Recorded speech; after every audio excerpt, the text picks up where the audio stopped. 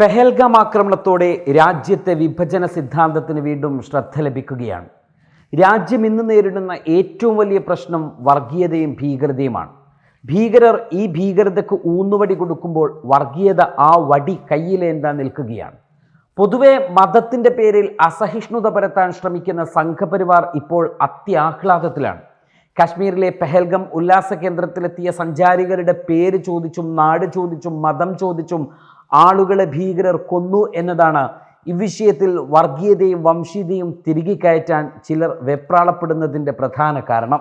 അതുകൊണ്ട് തന്നെ ഇസ്ലാമിസ്റ്റ് ഭീകരർ ഹിന്ദു മതവിശ്വാസികളെ തിരഞ്ഞുപിടിച്ച് ആക്രമിക്കുകയും കൊല്ലപ്പെടുകയും ചെയ്യുന്നു എന്ന പ്രചാരണം ശക്തിപ്പെടുത്താൻ വർഗീയ ശക്തികൾ ശ്രമിക്കുകയും ചെയ്യുകയാണ്.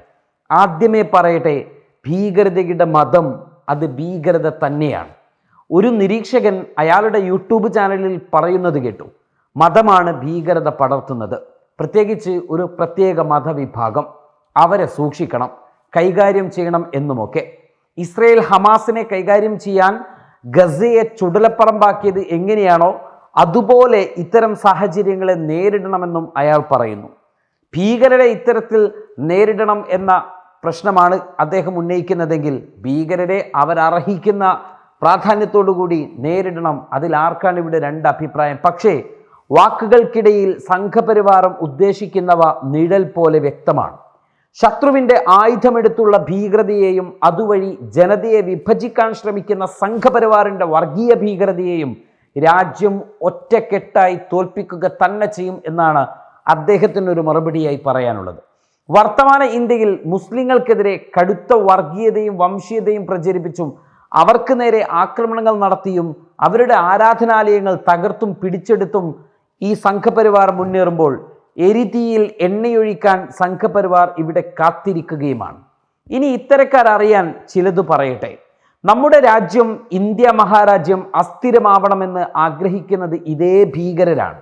അവർക്ക് മതമല്ല പ്രശ്നം. അവർക്ക് മതമായിരുന്നു പ്രശ്നമെങ്കിൽ കശ്മീരിൽ കാലങ്ങളായി ഇതേ ഭീകരർ നടത്തിയ ആക്രമണങ്ങളിൽ കൊല്ലപ്പെട്ട സിവിലിയന്മാരിൽ 90% മുസ്ലിങ്ങളാകുമായിരുന്നില്ല.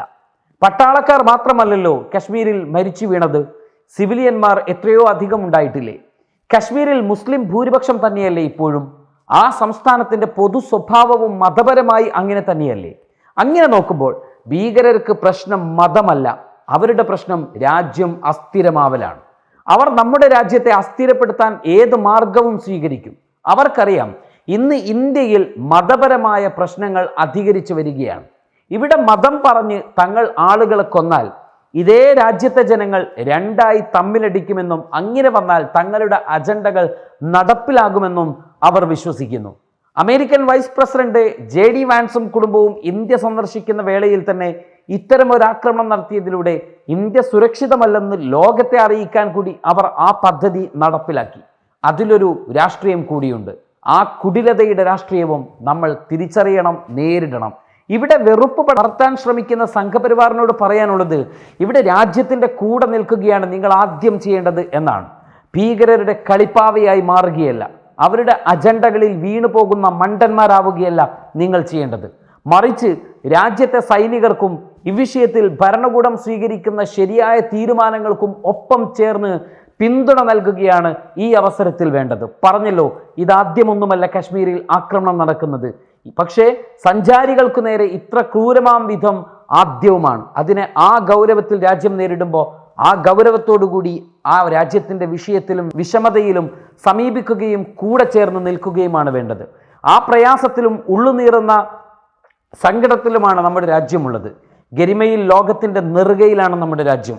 വിവിധ ഭാഷകളും വേഷങ്ങളും സംസ്കാരങ്ങളും വിവിധ മതങ്ങളെയും ദൈവങ്ങളെയും പുണരുമ്പോഴും രാജ്യം എന്ന ഒറ്റ വികാരത്തിൽ നമ്മൾ ഒന്നാണ്. ആ വിവേകത്തിൻ്റെ കൂടെ നിൽക്കുകയാണ് സംഘപരിവാർ ചെയ്യേണ്ടത്. കത്തുന്ന കൂരയിൽ നിന്നും എങ്ങനെ കഴുക്കോലെടുക്കാമെന്ന കുബുദ്ധിയിൽ നിന്നും സംഘപരിവാർ പിന്മാറണം. ശത്രുക്കളുടെ കെണിയിൽ അകപ്പെട്ടു എന്ന് നമ്മെ ബോധ്യപ്പെടുത്തുന്ന ഒന്നാണ് മതം പറഞ്ഞാണ് ഭീകരർ ആക്രമിച്ചതെന്നും അതുകൊണ്ട് മതമാണ് പ്രശ്നമെന്നുമുള്ള പ്രചാരണം നടത്തുന്നവർ ചെയ്യുന്നത് ഭീകരരുടെ കെണിയിൽ അകപ്പെട്ടു എന്ന് മറ്റുള്ളവരെ അറിയിക്കലും അതോടൊപ്പം അവരുടെ അജണ്ടയിൽ കയറി കൊത്തലുമാണ്. ഈ അജണ്ട ഭീകരരുടേതാണ്. ആരാണോ അത് ഏറ്റുപിടിക്കുന്നത് അവർ ഭീകരരുടെ അജണ്ടയിലും കെണിയിലും അകപ്പെട്ടു എന്നതാണ് ഇത് കാണിക്കുന്നത്. നാം രാജ്യത്തിൻ്റെ മക്കൾ ജാഗ്രതയോടെ ഇരിക്കുക. ഒരു ഭീകരനും ഒന്നും ചെയ്യാൻ കഴിയാത്ത ശക്തമായ രാജ്യമാണ് നമ്മുടേത്. പുൽവാമയിൽ നമ്മളത് കണ്ടതാണ്. ശത്രുരാജ്യം ഒന്നിച്ചെതിർത്തിറങ്ങിയപ്പോഴും കർഗിലിലും നമ്മളത് കണ്ടതാണ്. നമ്മൾ നമ്മുടെ രാജ്യത്തെ ആദ്യം വിശ്വസിക്കുക. ഭീകരരോടാണ്. നിങ്ങൾക്ക് ആളുകളെ കൊല്ലാൻ കഴിഞ്ഞേക്കാം, പക്ഷേ ഈ രാജ്യത്തെ തകർക്കാൻ കഴിയില്ല. Waytonikah.com, the exclusive Muslim matrimonial site.